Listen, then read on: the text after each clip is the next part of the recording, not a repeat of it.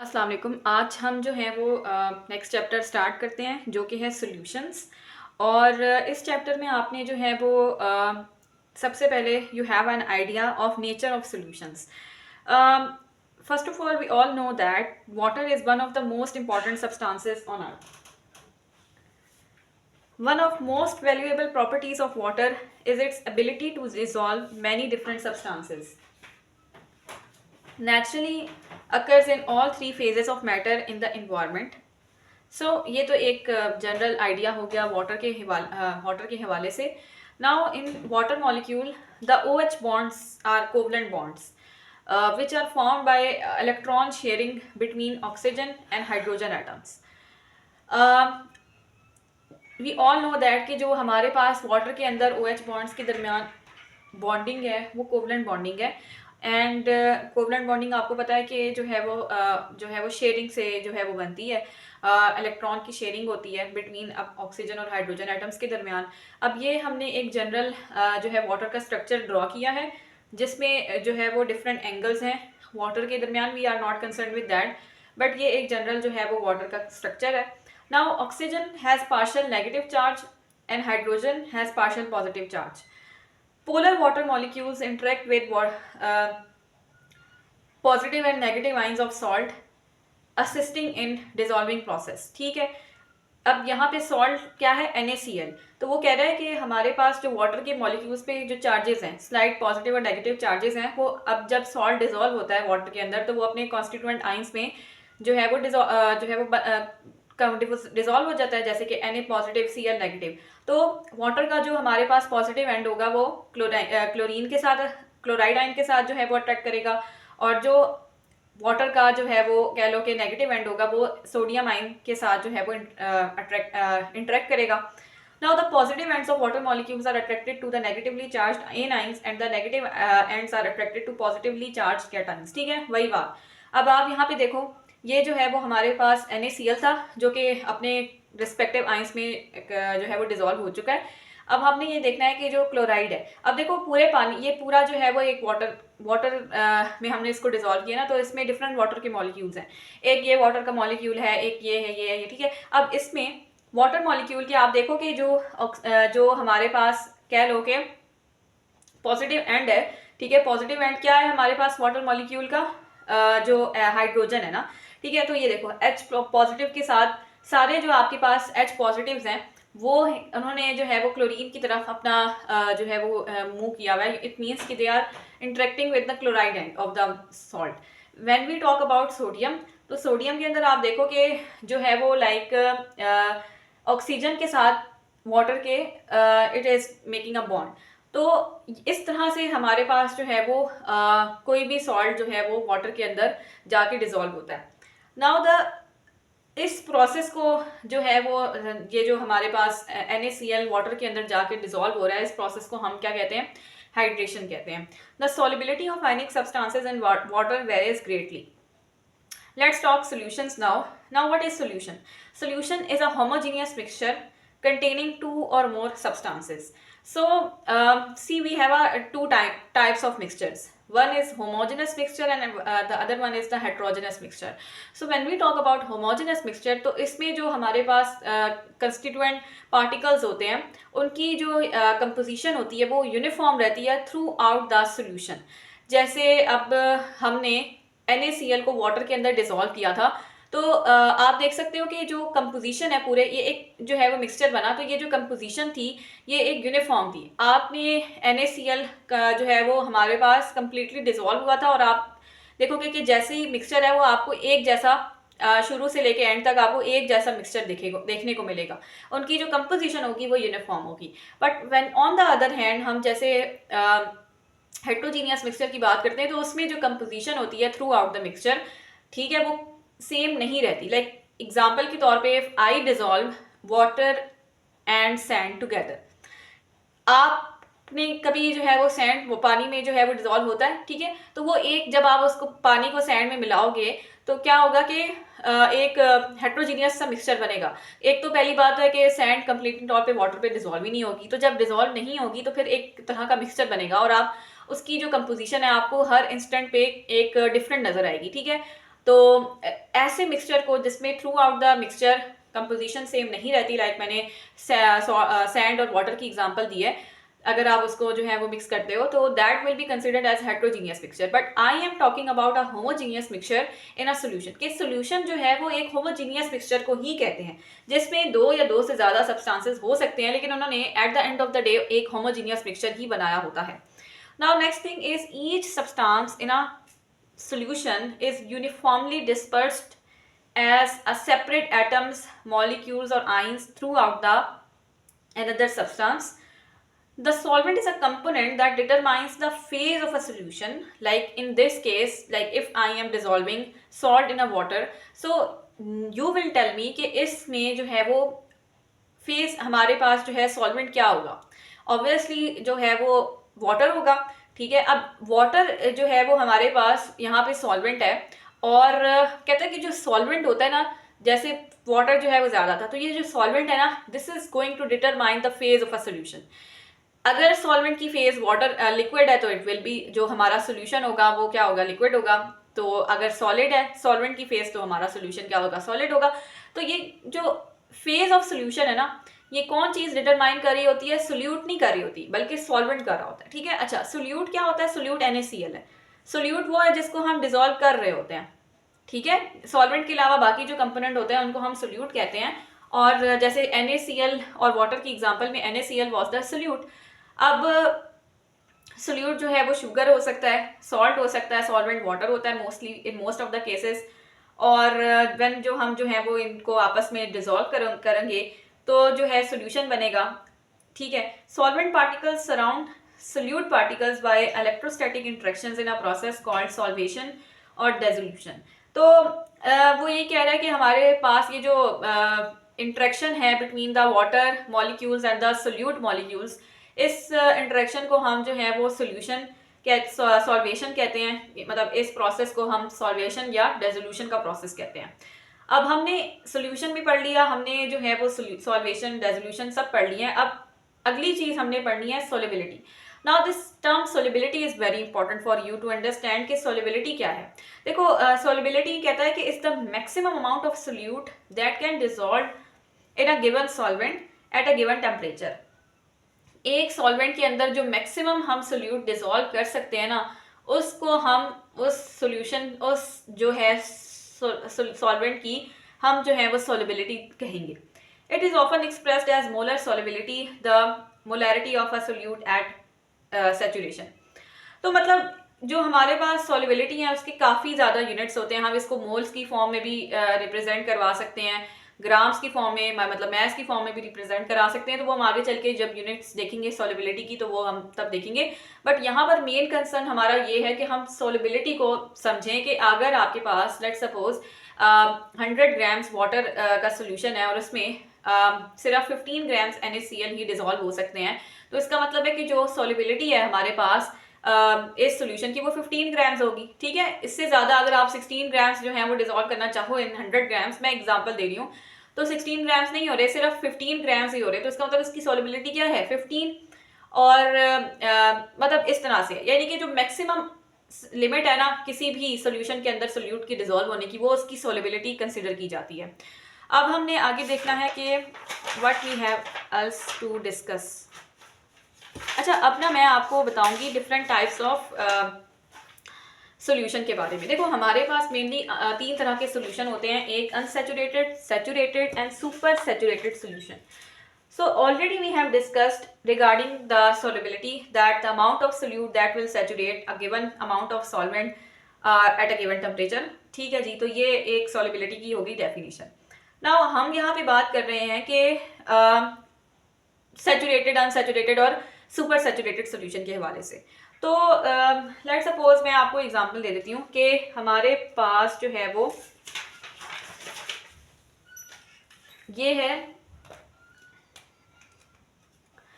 कह लो कि एक कंटेनर है जिसके अंदर हमारे पास है जी 100 ग्राम वाटर, और आप ये इसमें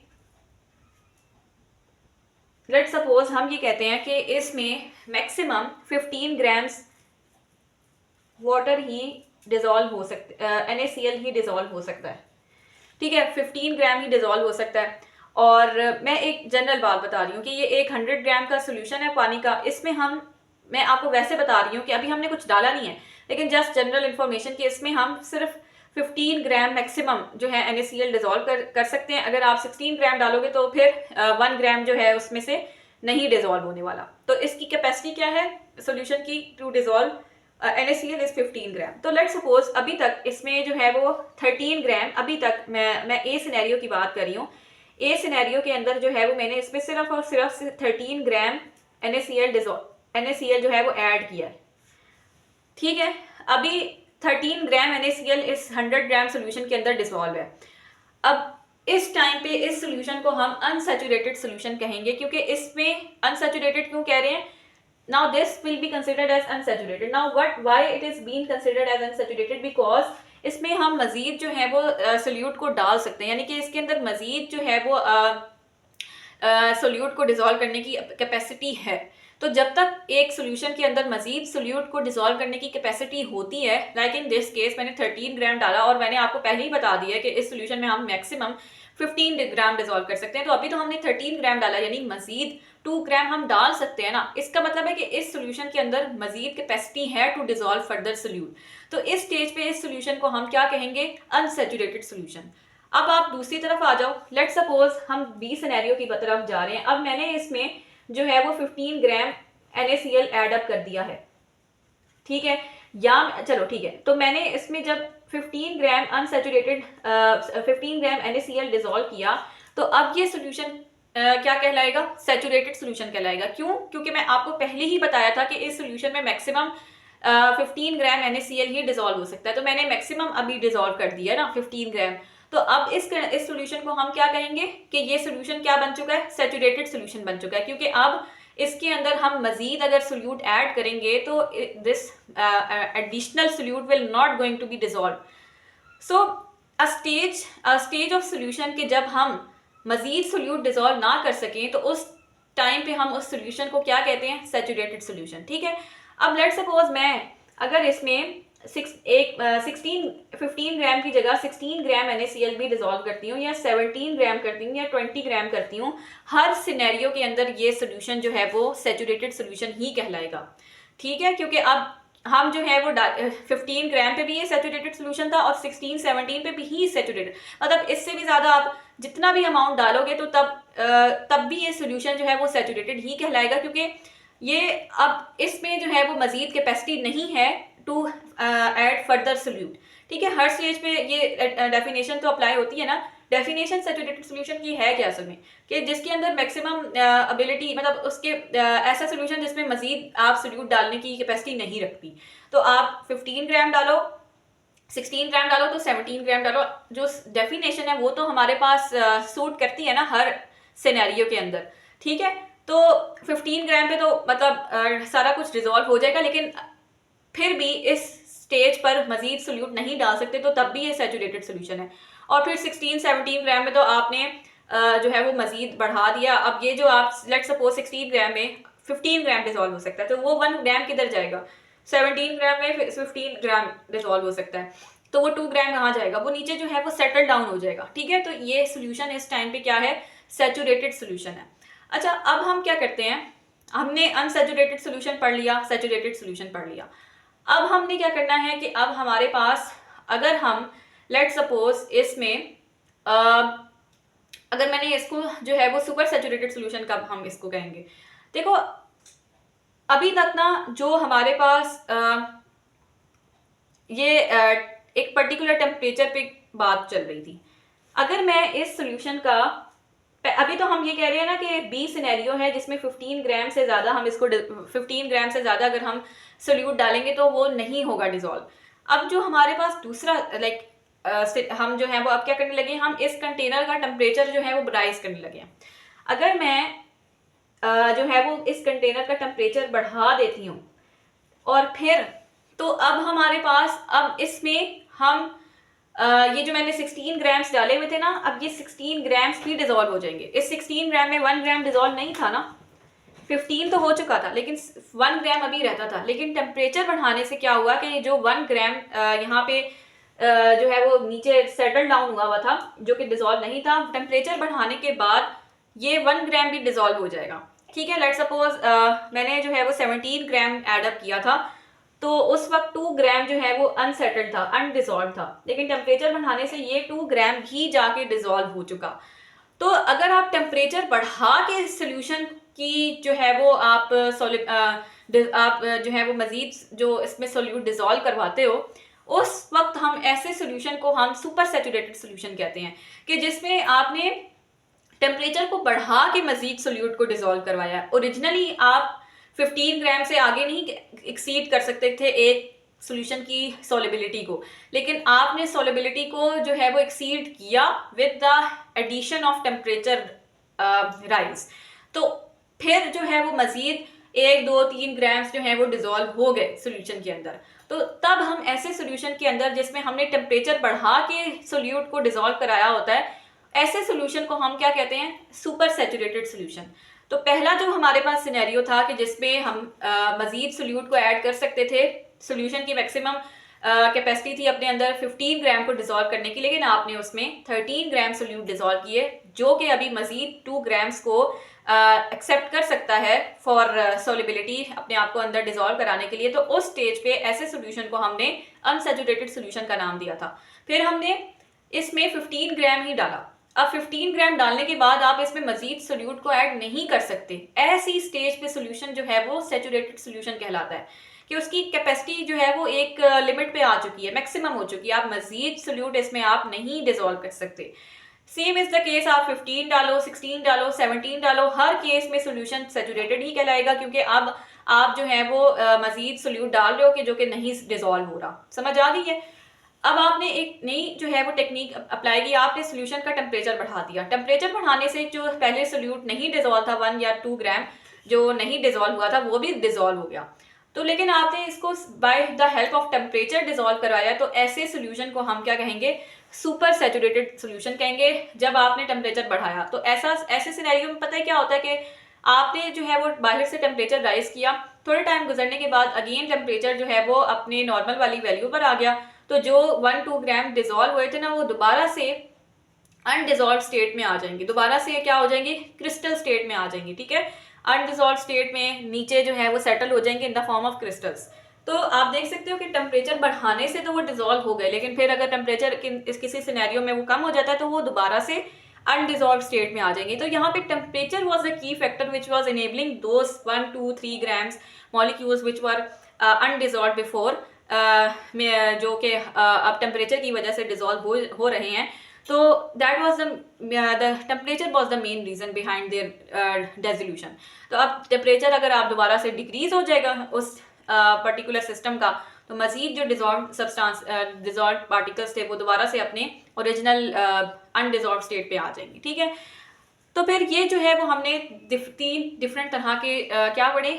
सोल्यूशंस पढ़े। I hope so you get the concept of saturated, unsaturated and super saturated solution. Now come towards their definition. So first we will talk about unsaturated, that if a solution is unsaturated, more solute can be dissolved in it.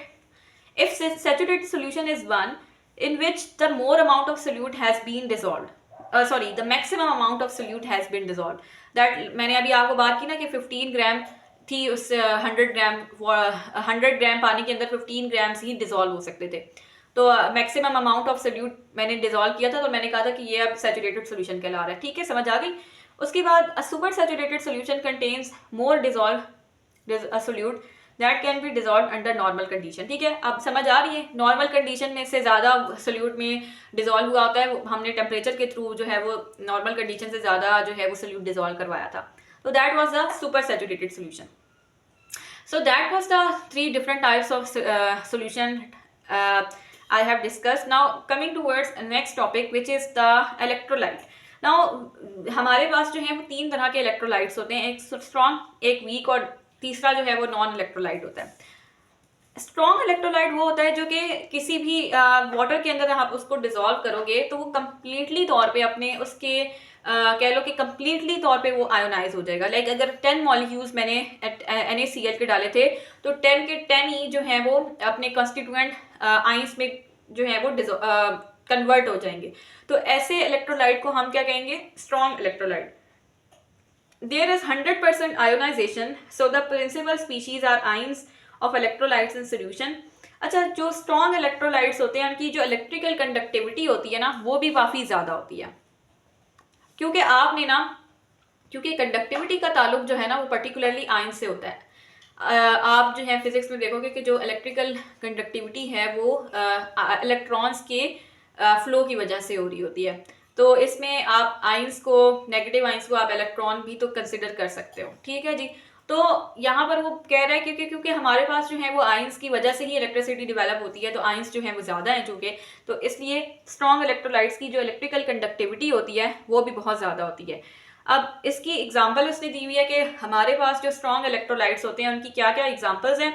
तो उसमें जो है वो हमारे पास आ जाता है strong acids, strong bases और salts, ठीक है। ये सारे के सारे जो है ना स्ट्रॉन्ग इलेक्ट्रोलाइट कंसिडर किए जाते हैं। उसके बाद हमारे पास जो नेक्स्ट एग्जांपल है वो है जी वीक इलेक्ट्रोलाइट्स की। जो वीक इलेक्ट्रोलाइट्स होते हैं ना वो वाटर के अंदर पार्शली आयोनाइज होते हैं, ठीक है। अब जैसे लेट सपोज मैंने कोई भी सब्सटेंस लिया है, कोई भी कंपाउंड दिया है, तो उसमें जो है वो 10 मॉलिक्यूल्स थे उस कंपाउंड के, तो मैंने उसको वाटर में डिजोल्व किया, उसके सिर्फ 5 आइंस निकले, ठीक है। बाकी वो अनडिजोल्व ही रहा और सिर्फ 5 आइंस जो है वो रिस्पेक्टिव आइंस में कन्वर्ट हुआ। तो ऐसे इलेक्ट्रोलाइट को हमने जो है वो कंसिडर करना है कि ये वीक इलेक्ट्रोलाइट है, यानी कंप्लीटली तौर पे ये अपने आइंस नहीं दे रहा। कोई 1 to 10% आयोनाइजेशन होती है वीक इलेक्ट्रोलाइट्स में, और principal species is the unionized electrolyte itself. फिर इसकी जो ऑब्वियसली इलेक्ट्रिकल कंडक्टिविटी भी कम होगी, और इसमें जो है वो वीक एसिड्स, वीक बेसिस जो है वो इसकी एग्जाम्पल होते हैं। फिर उसके बाद हमारे पास आ जाता है non electrolyte molecule compounds that do not dissolve in water, ठीक है। ये वो हमारे पास कंपाउंड्स है जो कि वाटर के अंदर जो है वो बिल्कुल भी डिजॉल्व नहीं होते। समझ आ गई? अब जैसे इसमें एग्जांपल दी हुई है शुगर की और अल्कोहल की, समझ आ गई? तो ये इसकी एग्जांपल है कि जो हमारे पास वाटर के अंदर डिजॉल्व नहीं हो रहे। अच्छा, उसके बाद हमने आगे क्या पढ़ना है? आगे हमने बात करनी है, दो तरह के आयनिक कंपाउंड्स होते हैं, एक सॉल्युबल और एक जो है वो इनसॉल्युबल आयनिक कंपाउंड्स, ठीक है। तो हम शुरू करते हैं with the soluble ionic compounds. Soluble ionic compounds में वो कह रहा है कि जो हमारे पास पीरियोडिक टेबल के ग्रुप 1 कैटाइंस होते हैं वो जनरली सॉल्युबल आयनिक कंपाउंड्स बनाते हैं, और उसके बाद मतलब ये हमेशा सॉल्युबल होते हैं, ठीक है। इसके अलावा उसने कहा है कि NH4 पॉजिटिव जो है वो भी हमेशा सॉल्युबल होगा। ये वाले जो NO3 नेगेटिव, ये जो कंपाउंड्स लिखे हुए हैं ये भी सॉल्युबल हैं।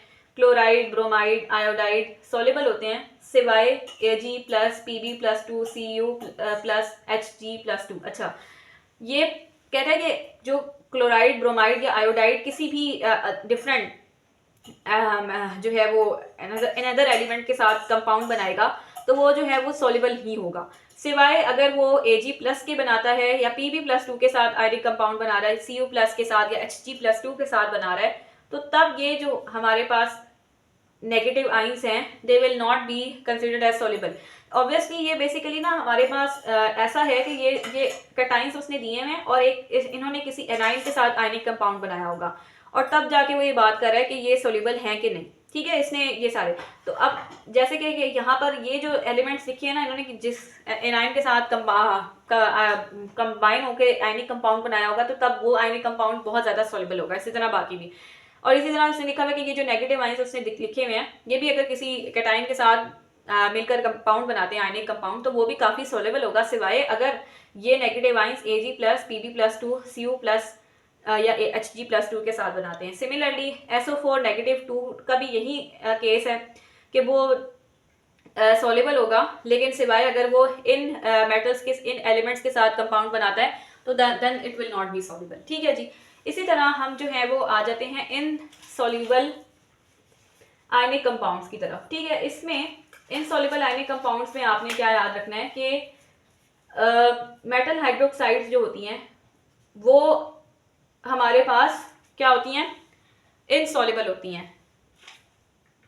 ठीक है, एक मिनट में ना ज़रा, अच्छा वो कहता है कि जो मेटल हाइड्रोक्साइड्स होती हैं ना वो जनरली इनसॉल्युबल होती हैं सिवाय ग्रुप 1 की, कैल्शियम +2, Sr+2 और रेडियम और बेरियम +2।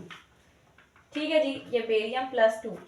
फिर उसके बाद उसने लिखा है कि CO3-2 PO4-3, ये भी अगर आयनिक कंपाउंड किसी डिफरेंट जो है वो कैटाइन के साथ मिलकर बनाते हैं तो they will be insoluble as well, सिवाय अगर ये ग्रुप 1 के साथ या NH4+ के साथ बना दे।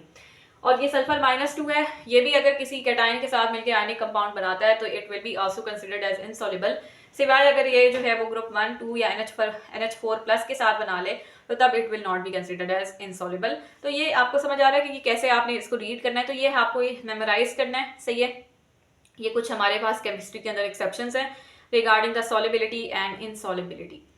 अब हम जो है वो जरा पढ़ने लगे कॉम्प्लेक्स आइंस की और कोऑर्डिनेशन कंपाउंड की बात करने लगे हैं। They are composed of metallic ions bounded to various neutral compounds and anions refer to as ligand. समझ आ गई? अच्छा, इसमें formation of complex ion increases the solubility of otherwise insoluble ions, और the process of forming a complex ion involves electron pair donor and electron pair acceptor such as covalent coordinate covalent bonding।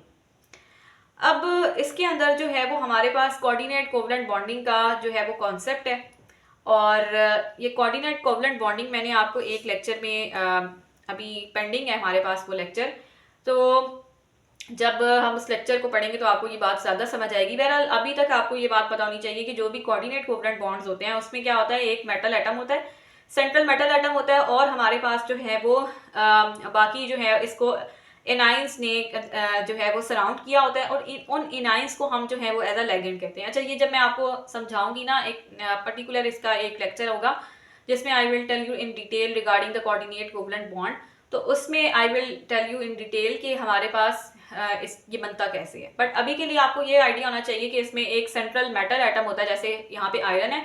अभी ये देखो, ये haemoglobin का structure है, और haemoglobin आपको ये आइडिया होना चाहिए कि हीमोग्लोबिन जो है वो कोऑर्डिनेट, उसमें कोऑर्डिनेट कोवलेंट बॉन्डिंग हुई होती है। अच्छा, कोऑर्डिनेट कोवलेंट बॉन्डिंग का फायदा हमारे पास क्या होता है कि इससे जो सॉल्युबिलिटी होती है ना वो इंक्रीज हो जाती है। ठीक है, और एक चीज़ ये है कि इसमें होता क्या है कि हमारे पास मेनली एक सेंट्रल मेटल एटम होता है, जैसे इस केस में आयरन है, और इसको जो है वो एनाइंस ने सराउंड किया होता है, जैसे आप देख सकते हो कि it is surrounded by nitrogen, और ये पूरे जो है वो हमारे पास चेन ऑफ कंपाउंड्स हैं। तो कहने का मकसद अभी फिलहाल यही है कि जो हमारे पास कोऑर्डिनेट कोवलेंट बॉन्ड्स होते हैं उनकी वजह से सॉल्युबिलिटी बढ़ जाती है। फिर हम जो है वो बात करते हैं रिगार्डिंग द कंसंट्रेशन। अच्छा, हमें ना एक बात पता होनी चाहिए कि जो कंसंट्रेशन है ना, कंसंट्रेशन का हमें पता होना चाहिए कि molarity is the most common used expression of concentration. ठीक है, यानी आप कंसंट्रेशन को इन केस ऑफ मोलैरिटी भी एक्सप्लेन कर सकते हो कि मतलब मोलैरिटी हम कैसे निकालते हैं। हम जो है वो मतलब हम ये देखते हैं कि एक x लीटर ऑफ सोल्यूशन के अंदर कितने मोल्स ऑफ सोल्यूट जो है वो डिजोल्व है, तो इस तरह से हमारे पास जो है वो मोलैरिटी निकलती है। ठीक है, अगर लेट सपोज जो है वो 10 ग्राम्स ऑफ सोल्यूशन के अंदर 5 मोल्स ऑफ सोल्यूट जो है वो डिजोल्व हैं, तो उसकी जो हमारे पास मोलैरिटी होगी वो 0.5 होगी। ठीक है, 0.5 जो है वो हमारे पास सोल्यूट हमारे पास सोल्यूशन के अंदर डिजोल्व है।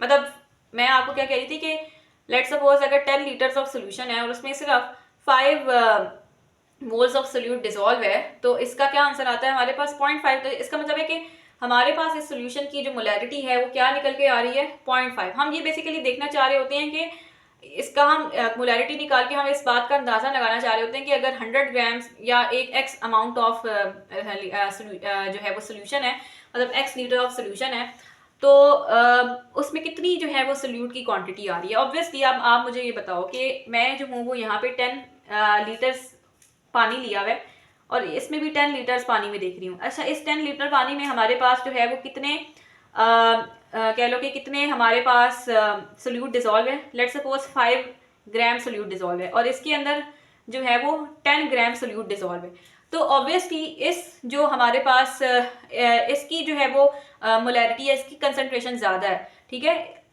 मतलब 10 लीटर में ज़्यादा सोल्यूट डिजॉल्व है। ऑब्वियसली अगर आप एक जगह जो है वो पानी है, ठीक है, और पानी में आपने ज़्यादा चीज़ डाल दी है, सादा सोल्यूट डाल दिया, तो वो ज़्यादा कंसनट्रेटेड हो जाएगा। अभी ये कम कंसनट्रेटेड है as compare to this example, ठीक है, क्योंकि इसमें 10 लीटर वॉल्यूम एक ही है, दोनों के अंदर 10 लीटर वाटर है, लेकिन आप खुद सोच के बताओ कि ज़्यादा कंसनट्रेटेड वही होगा ना कि जिसके अंदर ज़्यादा सोल्यूट डिजॉल्व होगा।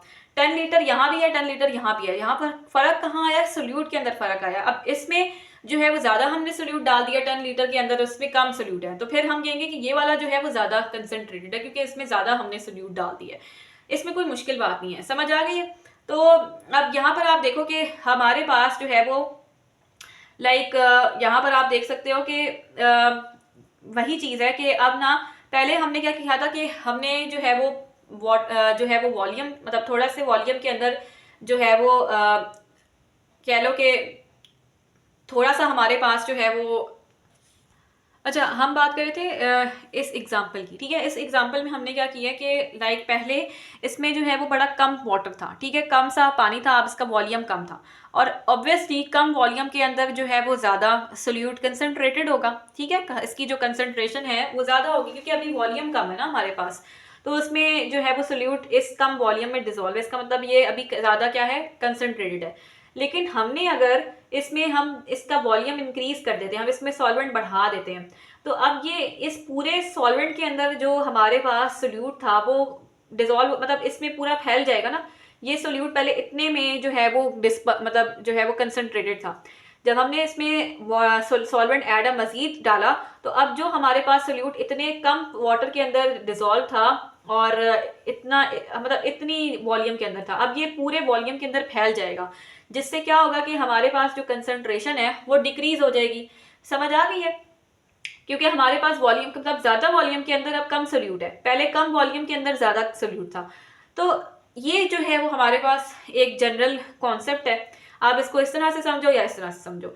अब पहली अगर हमारे पास जो एग्जांपल थी जैसे कि कंसंट्रेटेड वाली थी, ये मैं कंसंट्रेटेड वाली बात कर रही हूँ, इसमें ये था कि हमने पहले हमारे पास फर्स्ट मैं जो हूँ वो सिनेरियो की बात कर रही हूँ, जब तक हमने इसमें वाटर नहीं एडअप किया था, तो तब तक हमारे पास जो सिचुएशन थी वो कैसी थी कि हमने जो है वो लाइक कंसनट्रेटेड हमारे पास कह लो कि ये बेसिकली क्या है, हमारे पास मोल्स हैं, सही है। तो हम जो है वो यहाँ पे क्या है कि हमारे पास यहाँ पर क्या चीज़ है, अच्छा तो अब अगर हम इसी सिनेरियो को देखकर हम इस चीज़ को देखते हैं, क्योंकि देखो number of moles of solute तो चेंज नहीं हो रहा है, इस वजह से मोलैरिटी कंसनट्रेटेड सोल्यूशन की और वॉल्यूम कंसनट्रेटेड सोल्यूशन का अगर हम उसका प्रोडक्ट लेते हैं वो इक्वल आता है मोलैरिटी डाइल्यूटेड सोल्यूशन की और वॉल्यूम डाइल्यूटेड सोल्यूशन की। देखो पहले अगर हम देखते हैं कि अगर फॉर एग्जांपल जो है वो कंसनट्रेटेड सोल्यूशन का जो वॉल्यूम था वो कम था, उस केस में जो मोलैरिटी थी हमारे पास वो कितनी, वो हमारे पास जो है वो ज़्यादा थी, ठीक है। जब हमारे पास वॉल्यूम कम था तब हमारे पास जो है इसकी मोलैरिटी थी, वो कंसनट्रेशन थी वो ज़्यादा थी ना। अब जब वॉल्यूम हमने वॉल्यूम ज़्यादा कर दिया, तो अब ऑब्वियसली वॉल्यूम अगर हमने ज़्यादा किया है तो पहले तो फिर अगर हमने इस सॉल्यूशन को बैलेंस करना है तो मोलैरिटी ऑब्वियसली कम हो जाएगी डाइल्यूटेड सॉल्यूशन की, जो कि हमने यहाँ पे देखा भी है कि जब हम वाटर को ज़्यादा कर रहे हैं तो फिर जो सोल्यूट है वो ज़्यादा फैल गया है पूरे वाटर के अंदर, तो जिस वजह से कम मतलब अब जो है वो कंसनट्रेशन इसकी इतनी ज़्यादा तो नहीं रही, तो ऑब्वियसली मोलैरिटी जो है वो कम हो जाएगी, ठीक है। तो एक चीज़ अगर यहाँ पे हम जो है वो कम है और ज़्यादा है, तो अगली अगर हम सिनेरियो में एक चीज़ अगर बढ़ गई है तो दूसरे को कम होना पड़ेगा टू सेटिस्फाई दिस इक्वेशन। और ये एक आपको नॉर्मल चीज़ भी आपको समझ भी आ रही है कि जब हम वाटर को डाल देंगे तो जो पहले जो है वो इतने कम से वाटर के अंदर सोल्यूट था वो ज़्यादा थे ना, अब क्या है कि आप इतने ज़्यादा पानी में कम आपको जो है वो लाइक जो है वो सोल्यूट देखने को मिलेंगे, ठीक है। तो अब अगर फॉर एग्जांपल हम जो है वो यहाँ पे लेट्स सपोज यहाँ पे मैं आपको इसको मज़ीद अगर एक्सप्लेन करूँ तो यहाँ पर क्या चीज़ थी मैं आपको बताती, मैंने देखो ये अगर फॉर एग्जांपल ये पूरा कितना लीटर है, ये हमारे पास है जी 12 लीटर, ये 12 लीटर वाटर है, मैं यहाँ पे सिर्फ 10 लीटर वाटर के अंदर जो है वो सोल्यूट देखना चाह रही हूँ, ठीक है। 12 है टोटल की 12 लीटर, लेकिन मैं इसमें सिर्फ 10 लीटर वाटर के अंदर जो है वो सोल्यूट देखना चाह रही हूँ।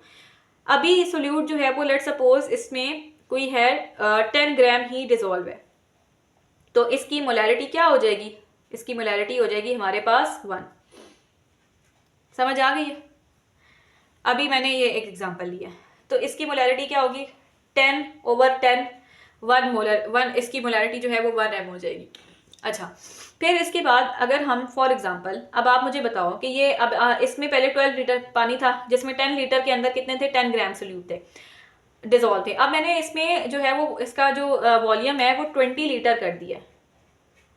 20 लीटर करने से क्या होगा कि पहले जो हमारे पास 10 ग्राम 10 लीटर के अंदर डिजोल्व थे ना, वो पूरे 20 लीटर में आने की कोशिश करेंगे। जब ये पूरे 20 लीटर में आने की कोशिश करेंगे ना, इससे होगा क्या कि अब जो 10 लीटर है ना, उसमें सिर्फ और सिर्फ हमारे पास 5 ग्राम सोल्यूट डिजोल्व रह जाएंगे, क्योंकि बाकी 5 ग्राम जो है वो मजीद 10 लीटर के अंदर जाने की कोशिश करेंगे। तो मैं ये एक रफ एस्टिमेशन दे रही हूँ। इस केस में आप मुझे इसकी मोलैरिटी बताओ, 5/10 कितना हो जाएगा? 0.5। तो मोलैरिटी कितनी हो गई? 0.5 हो गई। समझ आई? तो पहले जो हमारे पास मोलैरिटी थी वो 1 थी, और अभी जो मोलैरिटी है अगर हमने इसमें वाटर ऐड किया तो 0.5 हो गई है। तो आप देख सकते हो कि हमारे पास जब मतलब अब इसमें जो वॉल्यूम कंसनट्रेटेड सोल्यूशन का क्या था? अगेन वही था, 10 लीटर ही था। सही है। अब उसमें हमने क्या किया कि हमारे पास जो हमारे पास मोलैरिटी आ रही थी वो थी हमारे पास कितनी? 1। और जब हमने इसका वॉल्यूम 20 लीटर कर दिया तो तब हमारे पास इसकी मोलैरिटी कितनी आ रही थी? 0.5। तो आप इसको कैलकुलेट भी कर सकते हो। ठीक है, पहले अगर मैं बात करूं, मोलैरिटी जो है वो 1 आ रही थी, मैं यहाँ पे 1 पुट करती हूँ, और वॉल्यूम कितना था? 10। अभी जो वॉल्यूम है वो है 20, और लेकिन अब मोलैरिटी कितनी आ रही है? 0.5। आप इसको भी मल्टीप्लाई करो तो आंसर हमारे पास 10 आता है, और इसको भी मल्टीप्लाई करो तो आंसर 10 आता है। इसका मतलब फर्स्ट साइड और second side of equation, both side of equation जो है वो इक्वल हो गई हैं। बात समझ आइए? मैं दोबारा से समझाती हूँ। पहले क्या था हमारे पास कि एक हमारे पास जो है वो लेट सपोज के जो है वो 10 लीटर वाटर था। 10 लीटर वाटर के अंदर 10 ग्राम सोल्यूट डिजोल्व थे, लेकिन जब हमने इसमें 20 लीटर कर दिया, 10 से 20 लीटर हो गया, मजीद 10 लीटर ऐड कर दिए, तो अब ये जो 10 ग्राम थे जो कि पहले 10 लीटर के अंदर ही डिजोल्व थे, अब ये ऑब्वियसली इसमें से कुछ ना कुछ 10 ग्राम में से पूरे वाटर के अंदर अकोमोडेट होने की कोशिश करेंगे, जिस वजह से क्या होगा कि अब इसी 10 लीटर के अंदर सिर्फ 5 ग्राम जो है वो सोल्यूट रह गए हैं। तो अब हम यहाँ पे जब इसकी मोलैरिटी कैलकुलेट करेंगे तो 5/10, ठीक है। अब पहले तो मोलैरिटी 1 आ रही थी, 10/10 था, लेकिन अभी 5/10 से 0.5 मोलैरिटी आ रही है। तो अब हम इस इक्वेशन में पुट करते हैं 1 10 10 और 0.5 20 10, तो यानी कि ये इक्वेशन भी सेटिस्फाई हो गई है। समझ आइए? अच्छा, उसके बाद हम यहाँ पे डिफरेंट सोल्यूशन कंसंट्रेशन के जो है वो यूनिट्स देखते हैं। एक जो यूनिट होता है वो होता है हमारे पास मोलैरिटी, ठीक है। तो मोलैरिटी को हम जो है वो कैसे रिप्रेजेंट करते हैं? ऊपर मोल्स ऑफ सोल्यूट लिखते हैं और नीचे वॉल्यूम ऑफ सोल्यूशन लिखते हैं, ठीक है। तो इनकी अगर हम जो है वो रेशो लेते हैं तो हमारे पास वो चीज़ क्या आती है? मोलैरिटी, जैसे अभी हमने निकाली है। इसी तरह एक और टर्म होती है हमारे पास, ये तो हमने बात की मोलैरिटी, एक और टर्म होती है मोलैलिटी, इसमें एल आता है, ठीक है। एक टर्म होती है मोलैलिटी। मोलैलिटी क्या है कि अगर हम जो है मोल्स ऑफ सोल्यूट और मैस ऑफ सॉल्वेंट की जो है वो रेशियो लेते हैं, तब इस कंडीशन को हम क्या कहते हैं? देखो, इस टर्म में हम मैस ऑफ सॉल्वेंट की, मतलब हम सॉल्वेंट के वॉल्यूम की जगह मैस भी तो ले सकते थे ना, सॉल्वेंट का मैस भी ले सकते हैं, उसको भी हम डिवाइड कर सकते हैं। तो अगर हम मोल्स को मैस ऑफ सॉल्वेंट पे डिवाइड करें हैं वॉल्यूम की जगह, तो that term will be considered as molality, ठीक है। और आपने मोलैलिटी में एक चीज इंश्योर करनी होती है कि जो भी आप मैस ले रहे हैं it should be in KG, ठीक है, that mass should be in KG. तो एक टर्म है मोलैरिटी, देखो दोनों हमारे पास सेम ही है, यानी कि ये देखो आप डिफरेंट, आप देखने का तरीका है ना। अगर आप जो है वो इसको कंपेयर कर रहे हैं मोल्स ऑफ सोल्यूट को, हम जो है ये देखना चाह रहे हैं कि हम ये देखना चाहते हैं कि पहले कितने वॉल्यूम के अंदर सोल्यूट डिजोल्व हो रहा है। तो अगर हम इस तरह से चीज़ को देख रहे हैं तो that will be considered as molarity. और फिर अगर हम ये देखना चाहते हैं कि कितने mass of solvent in KG के अंदर सोल्यूट डिजोल्व हो रहा है, तो that perspective will be considered as molality. तो एक ही चीज़ को हम डिफरेंट तरीकों से देख सकते हैं। हम इस तरह भी अगले को बता सकते हैं कि इतने लीटर ऑफ इतने वॉल्यूम के अंदर इतना सोल्यूट डिजोल्व है या इतने मैस के अंदर इतना सोल्यूट डिजोल्व है।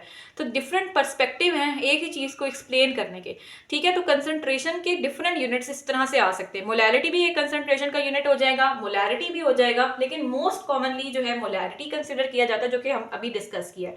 लेकिन हम इस तरह से भी देख सकते हैं कि अगर हम मैस ऑफ सॉल्वेंट के अंदर हम सोल्यूट की अमाउंट को देखना चाह रहे हैं तो फिर उस तरह भी हम इसको निकाल सकते हैं, and this term will be considered as molality. फिर इसके बाद एक चीज आती है परसेंटेज बाय वेट। ये भी एक हमारे पास टर्म है।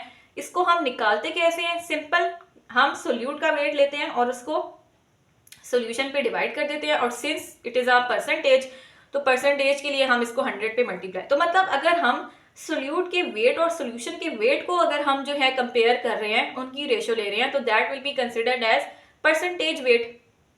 इसके नाम में ही इसका मतलब छुपा हुआ है। वेट मतलब हमने सोल्यूट और सोल्यूशन दोनों के वेट को कंपेयर किया, और साथ में परसेंटेज, तो हमने उसको 100 से मल्टीप्लाई कर दिया। इसके अलावा एक टर्म होती है परसेंटेज बाय वेट, एक होती है टर्म परसेंटेज कंपोजिशन। इसके अंदर क्या होता है कि हमने हमारे पास वेट की जगह सोल्यूट और सोल्यूशन की मैस को हम लेते हैं, और सिंस इट इज परसेंटेज तो हमने 100 से तो मल्टीप्लाई करना ही करना है। तो हर चीज को आप देखो, आप ये सारे के सारे कंसंट्रेशन के ही यूनिट्स हैं। आपने क्या किया है, आपने जो है वो देखने का तरीका है कि अगर आप इसको परसेंटेज की फॉर्म में अगले को बताना चाह रहे हो तो आप इसको परसेंटेज बाय वेट या परसेंटेज बाय सोल्यूट का भी परसेंटेज कंपोजिशन का भी नाम दे सकते हो, जिसमें आप वेट या मैथ से जो है वो रेशियो लेते हो और 100 पे मल्टीप्लाई कर देते हो at the end of the day. अच्छा, उसके बाद एक हमारे पास जो है वो टर्म रह गई है which is our last term, and this term is called as mole fraction. Now this mole fraction is अगर मोल फ्रैक्शन क्या होता है कि अगर आपके पास जो है वो एक कंटेनर है और इस कंटेनर के अंदर जो है वो लेट सपोज 2 गैसेस डिजोल्व हैं, ए एंड बी। मैं ये चाहती हूँ कि अब देखो इसमें जो है वो इसके कोई ना कोई मोल्स होंगे और इसके भी कोई ना कोई मोल्स होंगे। मैं ये चाहती हूँ कि अगर मैंने इस टोटल, मतलब मैं ये चाह रही हूँ कि मैं देखना चाह रही हूँ कि लाइक टोटल मोल्स में से ए के कितने हमारे पास मोल्स हैं, सही है, ए की कितनी अमाउंट है। तो मैं अगर ये रफ अंदाजा लगाना चाह रही हूँ कि क्या मतलब ऑब्वियसली अगर 10% मोल्स हैं, 100% मोल्स है, तो 100% में से 60% ए की अमाउंट है या 60% बी की अमाउंट है। मैं तो एक कंपैरिजन देखना चाह रही हूँ कि इस पूरे मोल्स के अंदर में से ए का कितनी कंट्रीब्यूशन है। तो फिर हम उसको एज अ फ्रैक्शन की फॉर्म में रिप्रेजेंट कर सकते हैं। अगर मैंने जो है वो ए की अमाउंट को अगले को बताना है तो मैं उसको in the form of mole fraction भी एक्सप्लेन कर सकती हूँ। मैं सिंपल क्या करूंगी, मैं टोटल नंबर ऑफ मोल्स देखूंगी ऑल कंपोनेंट्स के, ठीक है, वो नीचे मैं डिवाइड करूंगी, और ऊपर मैंने जिसकी मैंने मोल फ्रैक्शन निकालनी है, या मैं जिसकी चाहती हूँ कि मैं ये चाहती हूँ कि इसकी कितनी अमाउंट है, मैं अगले को रफ आइडिया देना चाह रही हूँ कि इस कंटेनर में एक गैस के इतने मोल्स हैं, तो मैं सिंपल क्या करूंगी कि टोटल मोल्स पे उस सोल्यूट को, उस कंपोनेंट को डिसॉल्व, उसको जो है वो डिवाइड कर दूंगी।